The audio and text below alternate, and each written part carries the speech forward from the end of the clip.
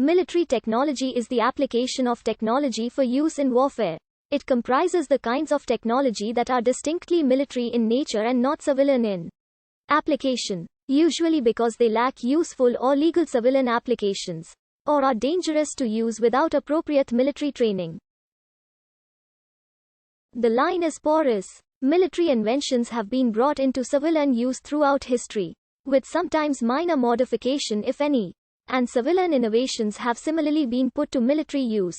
Military technology is often researched and developed by scientists and engineers specifically for use in battle by the armed forces.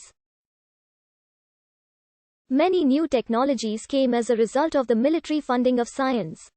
Armament engineering is the design, development, testing and life cycle management of military weapons and systems. It draws on the knowledge of several traditional engineering disciplines, including mechanical engineering, electrical engineering, mechatronics, electro-optics, aerospace engineering, materials engineering, and chemical engineering. This section is divided into the broad cultural developments that affected military technology. The first use of stone tools may have begun during the Paleolithic period. The earliest stone tools are from the site of Lomqui, Turkana, dating from 3.3 million years ago. Stone tools diversified through the Pleistocene period, which ended approximately 12,000 years ago. The earliest evidence of warfare between two groups is recorded at the site of Nataruk in Turkana, Kenya, where human skeletons with major traumatic injuries to the head, neck, ribs, knees and hands, including an embedded obsidian bladelet on a skull, are evidence of intergroup conflict between groups of nomadic hunter-gatherers 10,000 years ago. Humans entered the Bronze Age as they learned to smelt copper into an alloy with tin to make weapons. In Asia, where copper tin ores are rare, this development was delayed until trading in bronze began in the 3rd millennium BCE. In the Middle East and southern European regions, the Bronze Age follows the Neolithic period. But in other parts of the world, the Copper Age is a transition from Neolithic to the Bronze Age. Although the Iron Age generally follows the Bronze Age, in some areas the Iron Age intrudes directly on the Neolithic from outside the region, with the exception of sub-Saharan Africa where it was developed independently.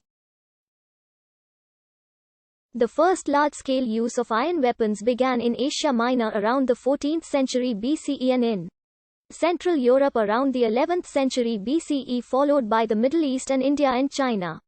The Assyrians are credited with the introduction of horse cavalry in warfare and the extensive use of iron weapons by 1100 BCE. Assyrians were also the first to use iron-tipped arrows. The Wu Jing Zong Yao, written by Zheng Gongliang, Ding Du, and others at the order of Emperor Renzong around 1043 during the Song dynasty illustrate the era's focus on advancing intellectual issues and military technology due to the significance of warfare. Between the Song and the Liao, Jin, and Yuan to their north, the book covers topics of military strategy, training, and the production and employment of advanced weaponry. Advances in military technology aided the Song dynasty in its defense against hostile neighbors to the north. The flamethrower found its origins in Byzantine-era Greece, employing Greek fire to burn their fleet, signifying the first Chinese use of gunpowder in a battle. 81 to 83 The Chinese applied the use of double-piston bellows to pump petrol out of a single cylinder, lit at the end by a slow-burning gunpowder match to fire a continuous stream of flame. 82 This device was featured in description and illustration of the Wu Jing Zong Yao military manuscript of 1044. 82 In the suppression of the southern Tang state by 976. Early Song naval forces confronted them on the Yangtze River in 975. Southern Tang forces attempted to use flamethrowers against the Song navy, but were accidentally consumed by their own fire when violent winds swept in their direction. 89 Although the destructive effects of gunpowder were described in the earlier Tang dynasty by a Taoist alchemist, the earliest developments of the gun barrel and the projectile fire cannon were found in late Song China. The first art depiction of the Chinese fire lance was from a Buddhist mural painting of Dunhuang, dated circa 950. These fire lancers were widespread in use by the early 12th century, featuring hollowed bamboo poles as tubes to fire sand particles, lead pellets, bits of sharp metal and pottery shards, and finally large gunpowder-propelled arrows and rocket weaponry. 220 to 221 Eventually, perishable bamboo was replaced with hollow tubes of cast iron. And so too did the terminology of this new weapon change.